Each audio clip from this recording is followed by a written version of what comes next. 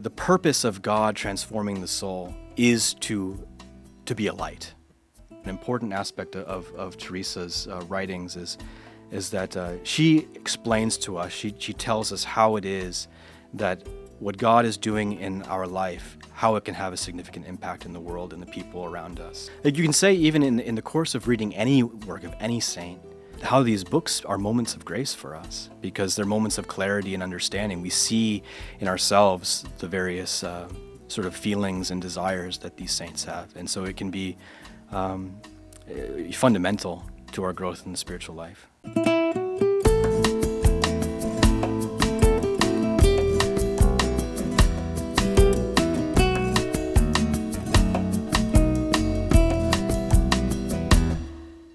Praise be Jesus Christ, and welcome to another episode of CarmelCast. CarmelCast is a production of the Institute of Carmelite Studies. For more information, you can visit our website at www.icspublications.org. I'm Brother John Mary of Jesus Crucified, and I'm joined in this episode by Father Pier Giorgio of Christ the King. As we begin the last episode of this season, I just wanted to take a moment to ask those of you who are listening if you could please leave us a comment or a review, especially if you're listening on audio streaming platforms, or even if you're watching on YouTube. I'll put a link in the description. If you could leave us a review, that would be a big help. We don't ask for this very often, so we'd appreciate you sharing our channel. That way we can share the wisdom of the Carmelite saints with more people. And we are speaking about St. Teresa of Avila this season. And in this episode in particular, we want to speak about St. Teresa as a spiritual writer, some of the legacy that she's left behind after her life for all of us. Yeah, and I think not only it comes from the effect of her having been a writer. It's sort of the long-term effects of the work that she did as a writer. But it's also the way in which her influence, not only as a writer, a spiritual writer, but as a mother to generations of Carmelites and people seeking closer union with God throughout the centuries, the 5 centuries since she lived. So the two go together, right? It's not just the literary output. She's not Shakespeare. She's not Chaucer. She's a decent writer, but it's more of that. The both together, I think. But I think it's just as a way that, first and foremost, the reason why she wrote was the desire to put forth to the world, particularly to her daughters and the monasteries of nuns that she was founding, but to the wider world as well, a sharing of the gifts that God had given to her in understanding the movements of God in the soul supernaturally. She understood that she had a sort of a way into understanding this, and as a result, she felt like that it was dutiful, or it was good for her to share these things with the world, so that others could understand who don't necessarily have the same light of understanding that she did. Yeah, and I think it's interesting as we go through, talking more particularly about her major works, we'll see that there is a different sort of impetus behind each one of those as to why she wrote, because there's a balance here between Teresa. She had a desire to share these things, and yet at the same time, very often she was writing because others had asked her to, or out of obedience to a superior or something like that too. So there's kind of a balance in between those two things working together so that she could share her spiritual graces with all of us. Yeah, and so there's different genres. Certainly, you mentioned the different within the spiritual works, we can kind of classify things differently. The purposes were slightly different. The audiences may have been slightly different. Sort of the time point at which they were written are slightly different, and so she has maybe different goals or ambitions at those particular times she's writing. But even aside from her major works, her major works that we'll talk about, she also was a very significant letter writer, and that's to be expected. She's founding a religious communities throughout Spain. These places are very far away from each other. She can't be in 16 places at once. She is passing down the autonomy of these different foundations that she's making to other nuns who she deems are capable and equipped and cooperative with God's grace enough to be able to do and continue the work after she leaves. She can't make visitations to each of these monasteries every year in the 1560s, 70s, and 80s. So it's very much a need for her to communicate, and so a significant. We have 2 volumes of her collected letters that she wrote to various people, Carmels, priests, lay people, her brother. So lots of different Kings. letters. Kings, yes, the King of Spain, in fact. Provincials, yeah. So lots of different people that she's writing to. So in that more practical sense as well. And very often, I think in the letters of the saints, we get a real sense of their personality. Some of the quirks, maybe, what consumed their attention and their day-to-day lives. It's not, here's this great spiritual thing I'm going to put on paper, but here's this business I need to attend to. And I assume it's going to be fascinating. And, a few decades from now, they're going to be publishing the tweets or the text messages of the saints that are living today. But that's basically what this was for her. This was her way of communicating with her daughters, with her superiors, with her relatives and friends. I think the main difference across time we don't very frequently do I sit down and handwrite a letter, right? That's not something that I do very frequently. I think my parents and my grandparents even more so had more of a tradition of letter writing. But in a certain sense, some of Teresa's even own letter writing is more similar to ours because it entails a lot of the nitty-gritty, the business. Hey, can you take care of this sort of thing that maybe does look more like our text messages and emails, just by the nature of who she was and what she was doing at the time. But like you say, the aspect of personality comes out, and you really get to know Teresa in the letters. You pick up on, okay, this must be some kind of inside joke between her and the person she's writing to. Yes. So you even get some of the humor. You get a lot of just sort of that stuff that we don't necessarily see. If we're looking at reading letters as just simply memos to other people, right? Maybe I could ask your advice. How would you recommend approaching those volumes? Because we have 2 big volumes of her letters. It can be a little intimidating. Is it something you just read straight through? Do you pick out a certain person that she's writing to? What would you recommend for someone who wants to read Teresa's letter but isn't sure where to start? That's a good question. I think in any letters too of any of our saints, we have the letters of most of our saints available, and some of them are more, people only save the letters that are really meaningful to them. Mm-hmm. With Teresa and to a certain, mostly with Teresa, you have more of kind of. They saved everything because she was so important to everybody. And so they were very careful to save everything.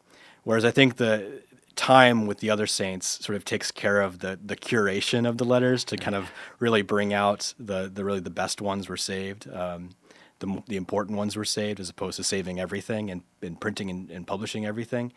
All of the volumes of letters that we publish have come with indexes.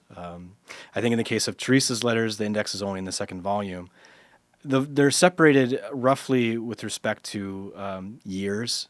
So if there's a particular time that you're more interested in Teresa's writing, of course, the 2nd volume is going to have more of her as a founder, and as a sort of a superior, writing to different places. The 1st volume is going to have more of her letters before she became a nun, and really the very beginnings of things like the foundation of San Jose. Finding topics you're interested in the course of the index and looking for those and finding the letters and reading them. Honestly, the letters are so great because they're short, and really you can. When I was first reading the letters of Therese, I would read one a night or a couple per night before going to bed because it wasn't something that was going to be taxing. Mm-hmm. And really all you have to do is just flip open a page. You don't even have to read them in order and get something out of them and just kind of read and peruse and browse like you would, browsing for a book in a library. Yeah, that's helpful because I think it's good to go into it not with the mentality of I have to string together some sort of big narrative here, because that's impossible to do, just getting little snippets here and there. Yeah. So just approach each letter kind of as its own message that Teresa's sending, that I get to kind of view like an inside view of. And remember that each of these letters, no matter what it is, no matter how mundane the topic might seem, was cherished by the person who received it so much that they saved it, and we have them 500 years later. Yeah, that's impressive. So maybe besides her letters then, and again, we're going to go into her her main spiritual works, but what other kinds of things did Teresa write during her life? Yeah, so I guess maybe following in two categories, you have maybe three categories. In fact, you have other testimonial writing. So her main work of testimony is the Book of Her Life. It's the longest thing that we have of hers, in terms of word count, I guess you could say. But she has other short testimonial writings in the soliloquies and in the spiritual testimonies, that kind of were written at various moments of grace in her life, or in moments where she needed, a director or a confessor was that, can you explain, what you just told me in this moment of spiritual direction or confession, what you are talking about in writing, so I have a better idea of what you're talking about, so I can guide you better. And so a lot of those like spiritual testimonies were written in moments of, hey, can you explain this a little bit more so I can get a better understanding of that? Again, these are these are shorter writings. They also kind of form, they serve the purpose of maybe a moment of grace happens to her, and before she forgets about it, she quickly writes it down. So you'll have instances of this, like yesterday I was praying and this happened to me. And so really kind of like as you would in a little personal diary or notebook, she would jot things down in kind of the aftermath of having experienced a moment of grace, so that she would remember it and that she would be able to take from it some import and move forward with it. Yeah, and I guess my understanding too is that the spiritual testimonies and the soliloquies are kind of written for two different purposes. Like the spiritual testimonies are really written for her confessors or spiritual directors as a kind of, again, a testimony of what's happened to her, whereas the soliloquies seem more written from just kind of this own impulse, spiritual impulse within her, Yeah. to write down this whatever she's experiencing, some grace that God has given to her. So it's more of like maybe a journal would be than like a reporting of Right. of She's the not grace. writing. She's not writing down for other people to understand in the Yes. soliloquies, whereas in the spiritual testimonies, she needs to be a little bit more verbose and help people to understand what she's saying. So they're more testimonial in that sense. Right. Yeah. And then apart from those, then Teresa also wrote a number of poems that we have. Yeah, a number of poems.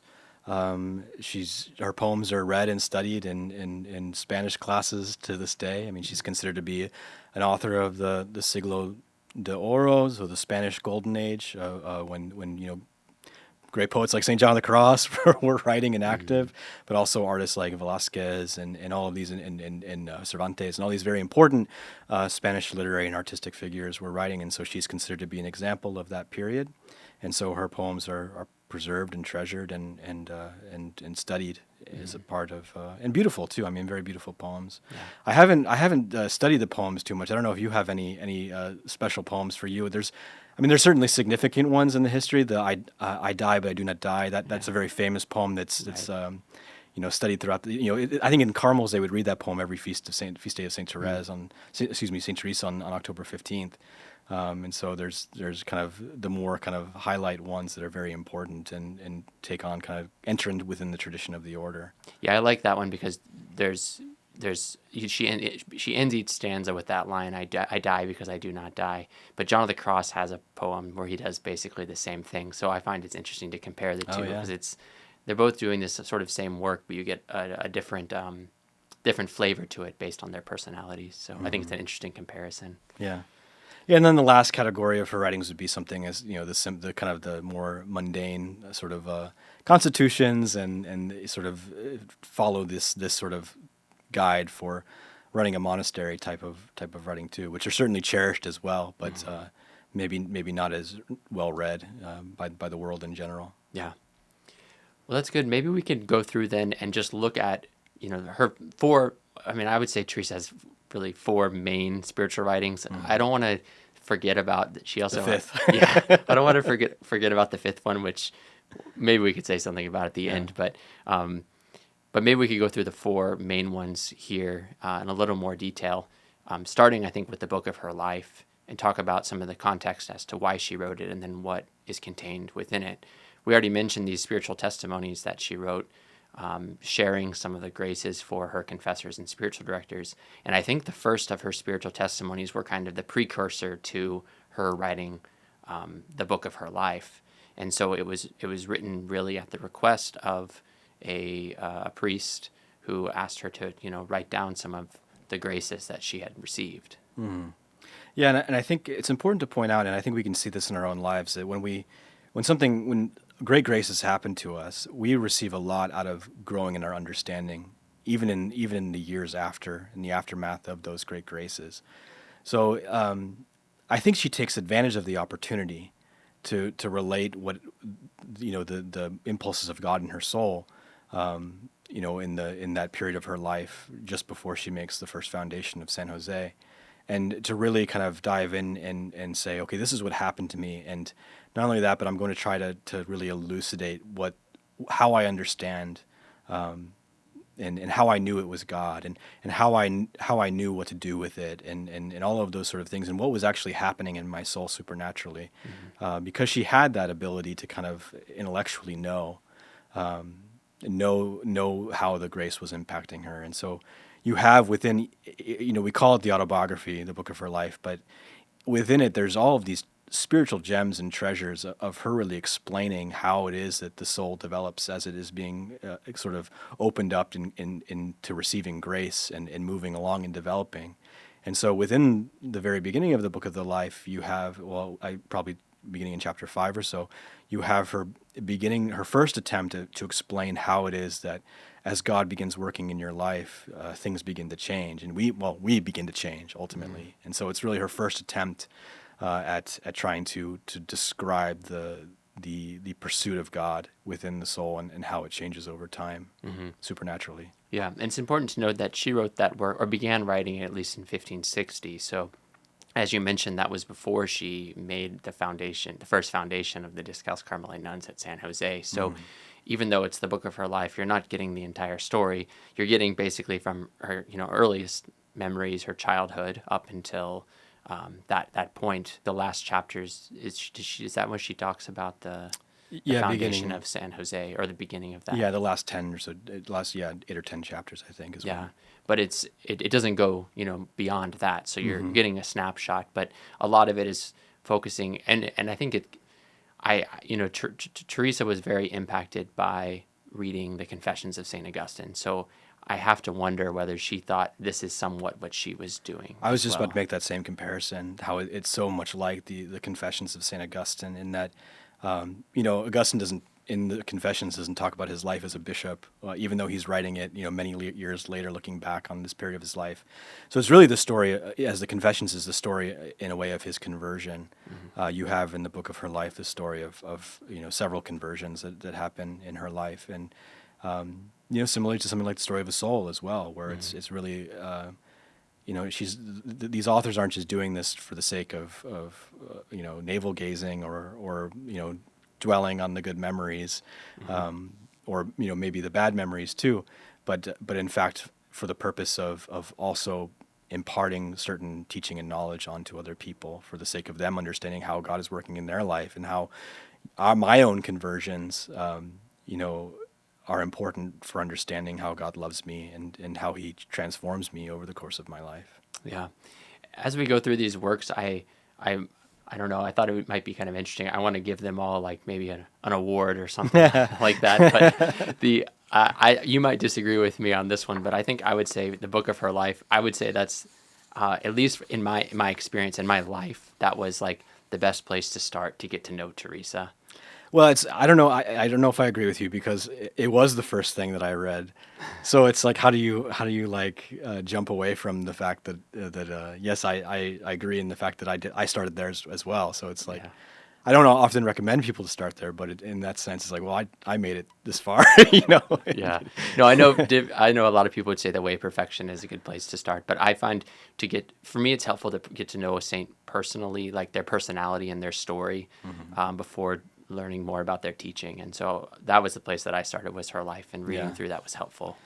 Yeah, the only pushback I'll give you on this, and I think it's maybe a superficial one, is that it's the longest, and it's the one where the chapters are the longest. So it's maybe a little bit more. It can be at times taxing to read for spiritual reading, just because the chapters are so long. But that's really a superficial reason. Yeah. Well, it's narrative in form, so I mean, some of it is pretty page turning, I guess. Yeah, that's true too. It's That's not true. not all just heavy theology or spirituality. It's really the story of what's going on in her life. And you're really in good company in that sense, because it was the first thing that one of our saints, Saint Teresa Benedicta, Saint Edith Stein, read, the book of her life, and it had a very significant impact on her, to the extent that she tells a spiritual director later in her life that it was the culminating moment in her decision to become Catholic. And this happens in the 1920. She's in her late 20s, so she's a relatively young woman. She is going back to where she had studied for her doctorate down in Freiburg in the southwest of Germany, and she's visiting a friend up in kind of the Ruhr Valley, kind of the middle part of Germany. And she goes down on train, and her friend, as she's boarding the train, hands her this book. Her friend knows that she's been kind of studying the religious mystical experiences from a phenomenological, philosophical perspective, and she's really kind of interested in this idea from a more academic, scholarly point of view. She's not Catholic at this point. She's still kind of coming to know God in various ways, but she was raised Jewish, as we know. And she reads the book, and it is sort of exactly what the sort of expression of mystical experiences that she's looking for. And it's reported that she declares that this is the truth. And so it had a profound impact on her. One of the important parts in the book of her life that Teresa speaks of is, and you may have even spoken with Father Mark O'Keefe, the transpiercing of her heart, or the transverberation. So this happens in the course of the book of her life. So St. Teresa Benedicta would have read it on the train or shortly thereafter. And, Teresa ends that whole section of describing the transpiercing of her heart, the cherub, plunges the dart into her heart, and it's like a painful ecstasy in a sense. And at the very end of that she says, I pray that if anyone who reads this and thinks that I'm lying, that they may experience it themselves. And so years later, Teresa Benedicta becomes a nun.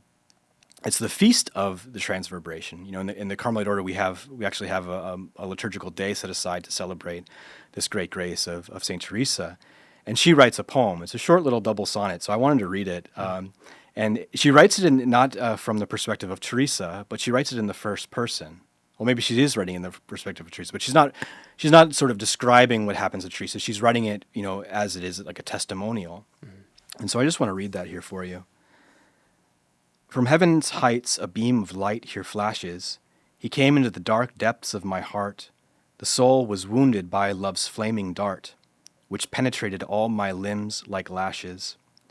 Transformed since then is my entire being. Am I no more the same one that I was? That light has cleared away the dark, because I am like one who was once blind, now seeing. Deep under me in unsubstantial distance, I see the world and all the rage of its states. Its buzzing noise does not reach me in this place. Eternal stars glow over my existence, and wondrously a bow of peace radiates, a gentle sign of God's great mercy and grace. The ray of heaven's light allows me rest not, thus what is lighted must become a light. The light eternal sends me to earth's plight, and so I turn to bear the world now so fraught. The love of God within my heart burns so deep, it gladly set the world in whole aflame. That love is homeless and attracts no fame. This causes pain and makes the faithful soul weep. It loves to let the golden stars shine brightly into the deepest depths of earth's darkest veil. With gentle light to penetrate the dark night, it wants to join both heaven and earth so tightly, and carry by the Holy Spirit's strong gale the world aloft upon his wings into light. What I love about that poem is, well, first it's written in 1942, and you get a sense, Teresa Benedicta is writing about the world, the darkness of the world, this was written in 1940. We know that in 1942 she would be arrested and sent to Auschwitz, and so this sense of being a light in the darkest veils of the earth, it shows something that she really receives from Saint Teresa, the foundress of her order, and this great saint that helped her to become Catholic. And that the purpose of God transforming the soul is to be a light. And she expresses that in what is lighted must become a light. And so this whole aspect of an important aspect of Teresa's writings is that she explains to us, she tells us how it is that what God is doing in our life, how it can have a significant impact in the world and the people around us, and that in of itself is a great impact that these writings have, and we see this in this one example. Yeah, that's a great kind of summary there of the importance of the book of Teresa's life, in that she is writing to share the graces that God has given to her so that others can experience that grace and mercy as well in their own lives. Yeah. Like you can say even in the course of reading any work of any saint, how the experience of, like Saint Teresa Benedicta, of reading this writing of a saint, how it profoundly impacts her life, how these books are moments of grace for us, because they're moments of clarity and understanding. We see in ourselves the various sort of feelings and desires that these saints have, and so it can be fundamental to our growth in the spiritual life. Just reading, something as simple as reading. Right. Well, then I'll stand by my award I've given her, book of her life, as a good place to start as far as getting to know Teresa. Yeah. But let's move on now to another of her spiritual writings, The Way of Perfection. This is a book that she wrote, or began writing at least in 1566. So this would have been after the foundation of San Jose. And the kind of the history behind that whole book was pretty interesting, because the nuns at San Jose were interested. They had heard about this book of her life that she had written, and they were anxious to read it themselves. And yet one of Teresa's spiritual directors had some reservations because of the Inquisition, and what would this book, what would the nuns make out of it? And so the nuns, who are waiting anxiously to read this book, asked Teresa, well, if we can't read that book, write another book for us to teach us something about prayer. Yeah, and so here you have a great spiritual tradition. If you have in the book of her life sort of a testimonial writing akin to St. Augustine's Confessions, you have in The Way of Perfection, at least in the first half of The Way of Perfection, an ascetical treatise in the likes of ascetical treatise throughout the centuries, something like the Introduction to the Devout Life. Something like the Writings of John Climacus. I'm trying to. Do you have any other ones? I can't think of any right now. Introduction to the Devout Life is a good example. Comparison. So the things of what we can do to kind of clear the clutter out of our lives in order to allow God to work more fully and freely within us, and so that we can become more free and full. And so it's a sense. It's sort of her contribution in this great genre of the church of an ascetical treatise of cleaning up a little bit so that we can make ourselves ready for God. And I think an important note here, too, is that although Teresa wrote this particularly at the request of the nuns at San Jose, it seems very clear in reading it, even from the beginning, that she has a wider audience in mind besides the nuns. So it's not just something for nuns.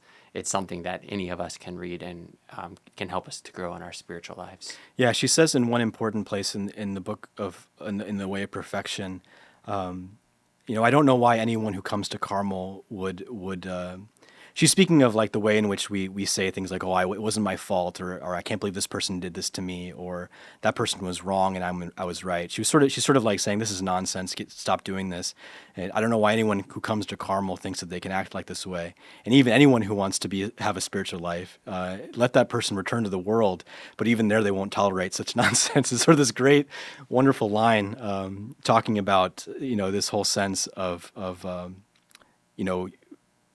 being prideful. It's in the section about humility, in particular, about in The Way of Perfection, and so she turns even in the midst of addressing her nuns to other people who might be reading this outside of the convent, and so it really is. I think she deliberately had other people in mind beyond just the nuns of San Jose. Mm-hmm. And a large part of that book is Teresa's commentary on the Our Father. Yeah. So the context of that is the sense of, there was this time in Spain where you have things like books being banned or not being allowed to be read in monasteries, and there was a great suspicion around women praying sort of silently in sort of what Teresa understands as recollection or mental prayer, and so she just says, okay, you want us to pray the prayer, the vocal prayers of the church? Let me show you how to pray the vocal prayers of the church.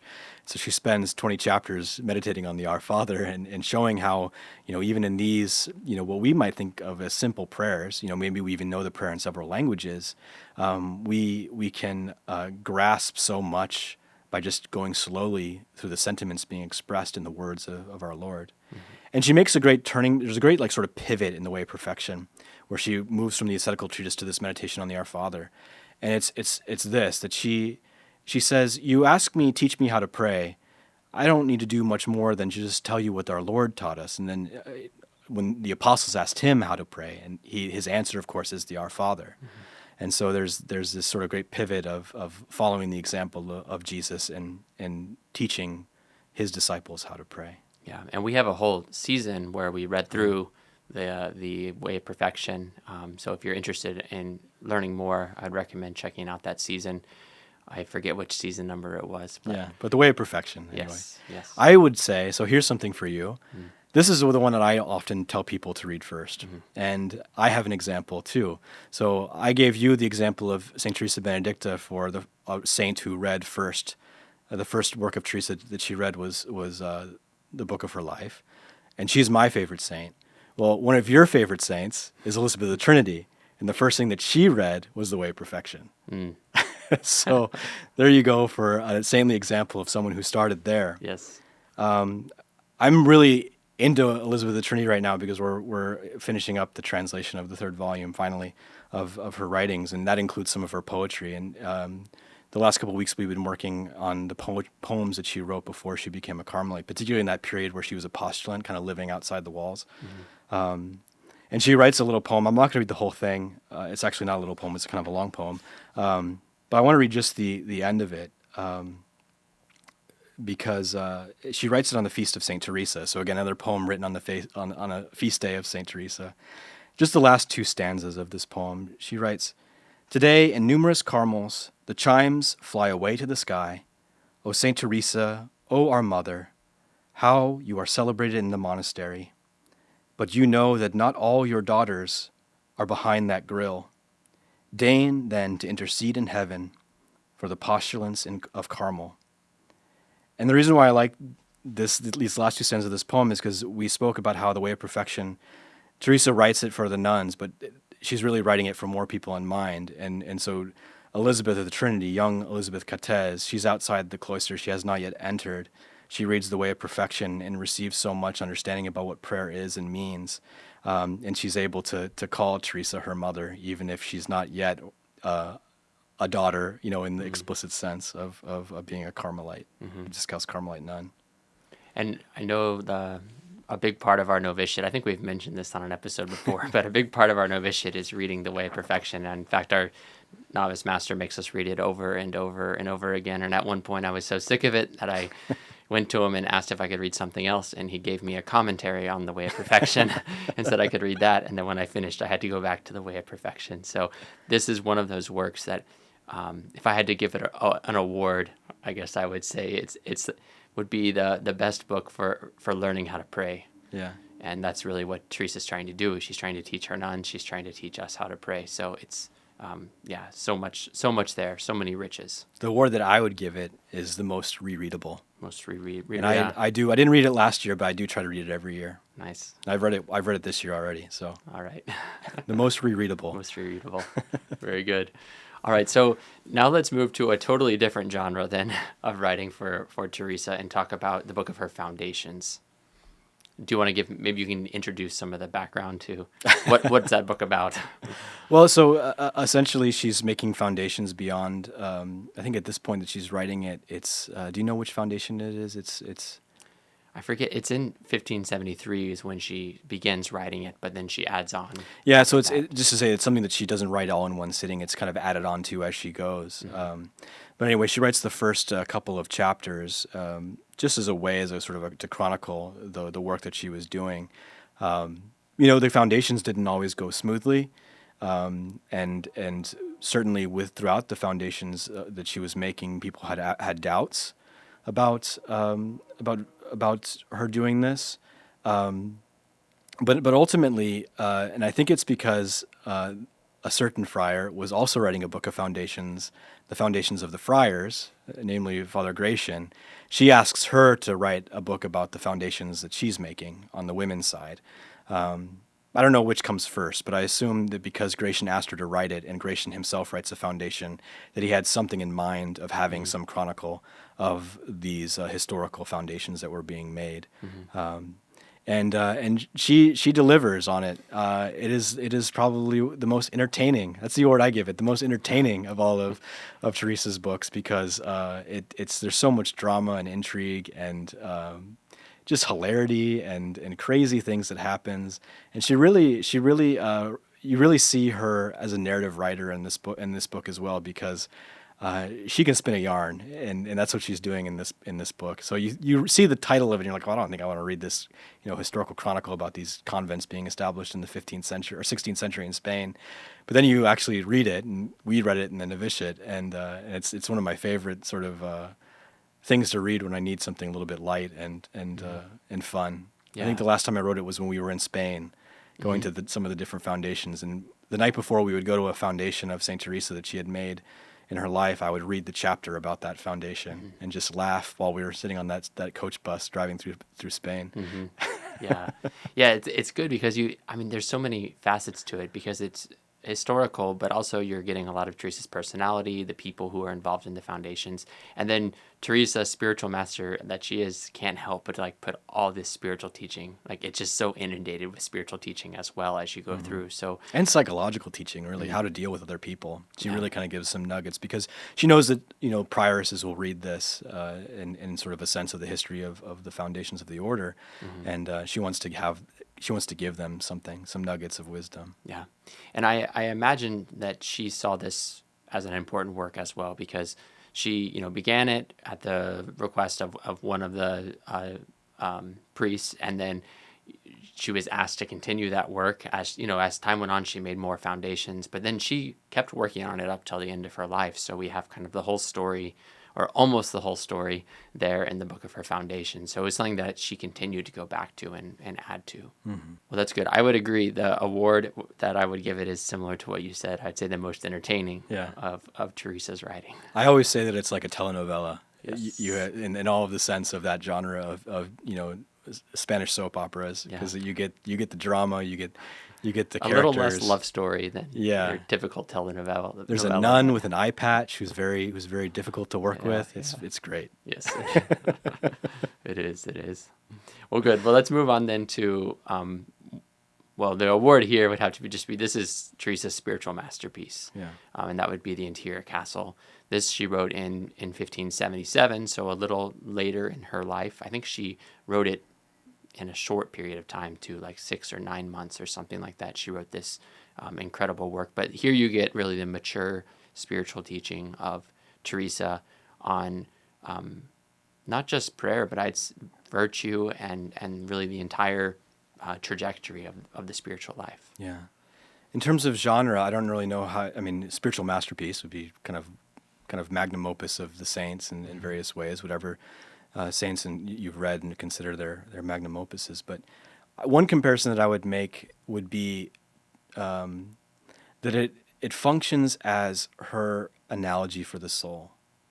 And so you have other theologians and spiritual writers, from Augustine to Thomas Aquinas, giving an analogy for the supernatural part of us, of the human soul. And for her, well, for instance, for Augustine, his image of the human supernatural soul was memory, intellect, and will, and that gets picked up again by St. John of the Cross. St. Thomas Aquinas is a slightly different image of the soul.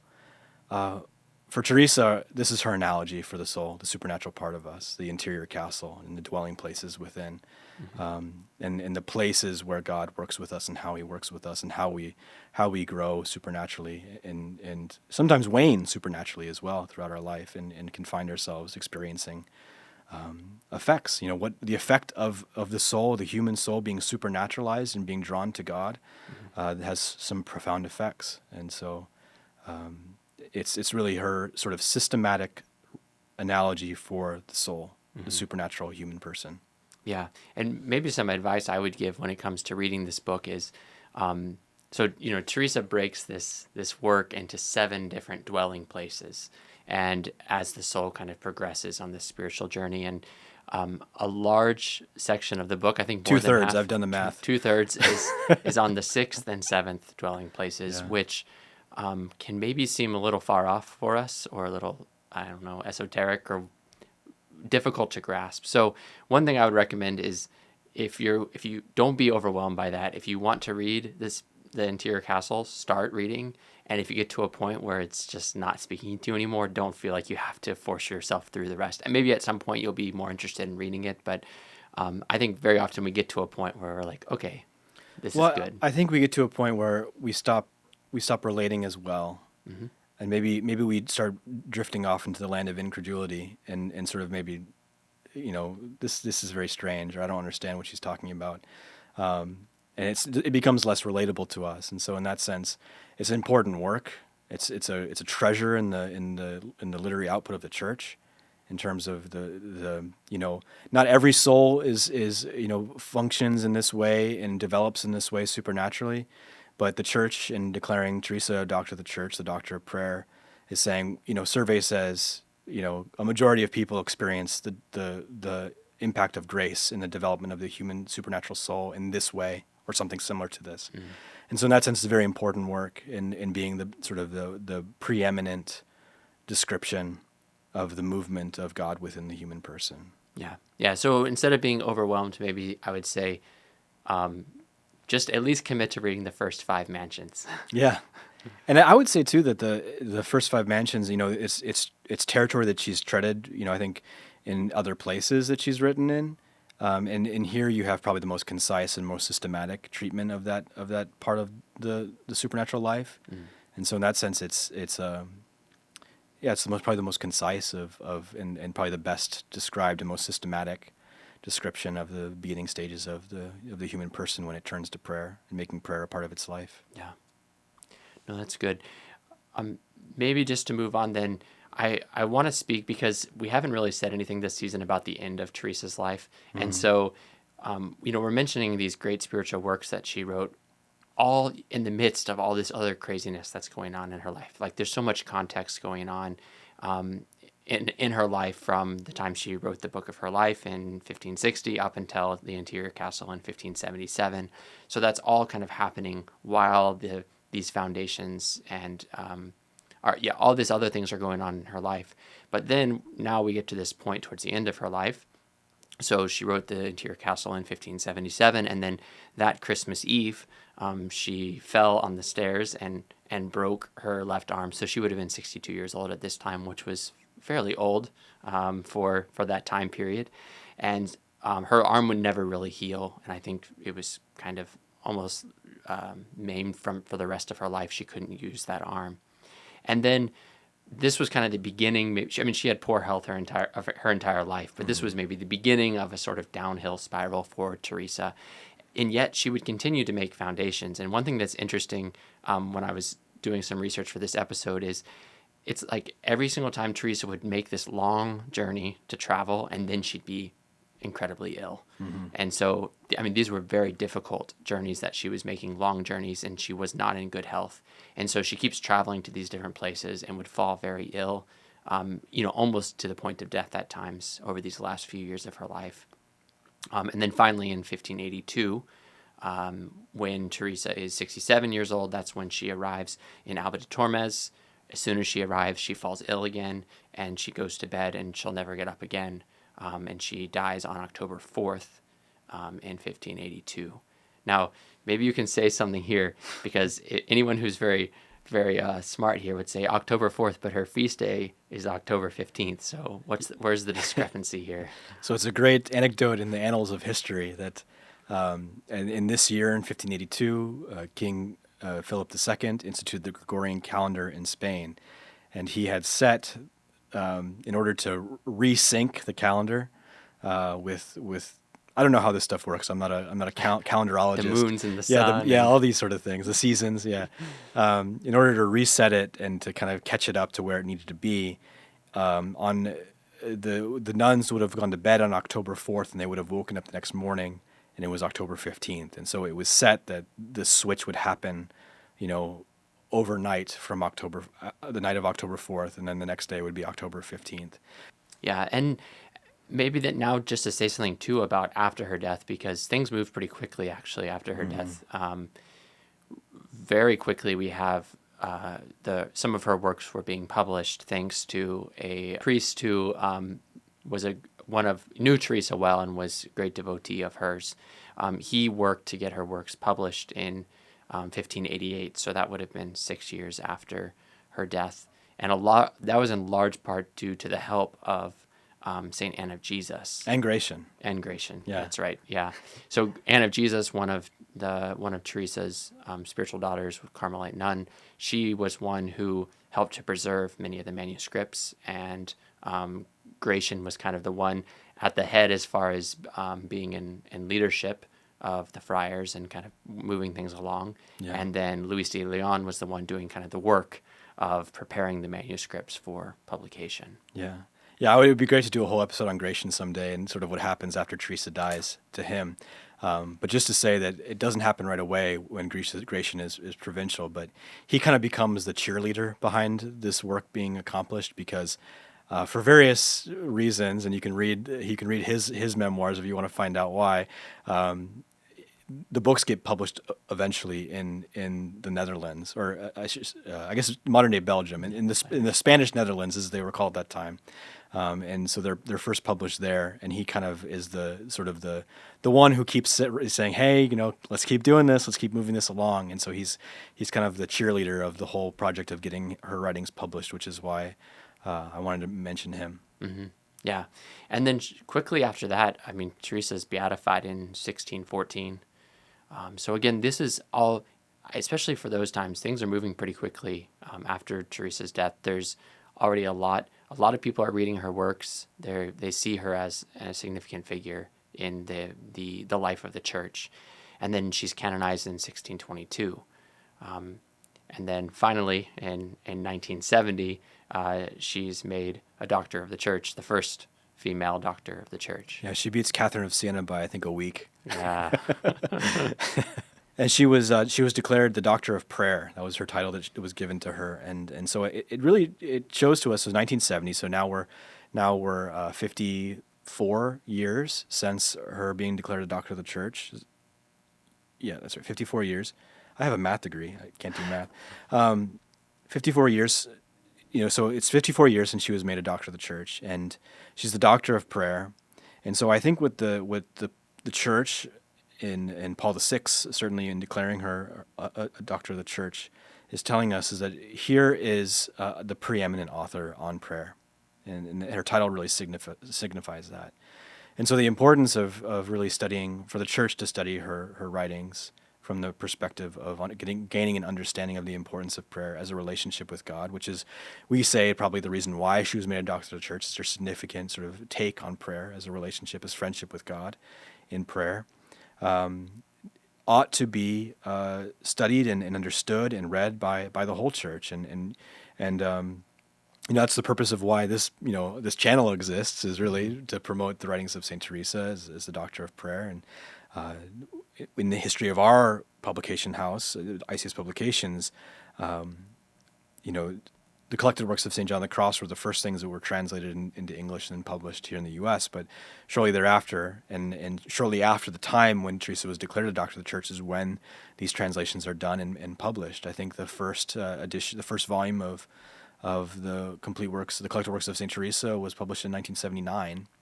And so we have these writings, we have resources to help us to understand them and to put them into practice in our life. And so her significance for us today is that she continues to be 460 something years later, the preeminent teacher of prayer in the Catholic Church, and I think for all Christians, really. Yeah. So we encourage you, if you haven't read any of the works of Teresa before, please look into, we have her books available on our website. Also, we have some study editions to go along with some of her works as well. So don't feel like you have to dive right in without a guide to kind of be there with you. But yeah, you can't go wrong in reading Teresa's writings yourself. Yeah, and with all of the books that we discuss, you can find them, especially on the YouTube channel. Just below the video, you'll find links to some of the books that we've been talking about, and you'll see the pictures of the books, in fact, underneath the video, and you can browse and find some of the things we've been talking about today: the study editions, these writings, these great works of Saint Teresa. Thank you so much for joining us this episode and for this whole season on St. Teresa of Avila. Be sure to subscribe to our channel if you haven't already, because we'll have some more videos coming out in the near future. All right, God bless you.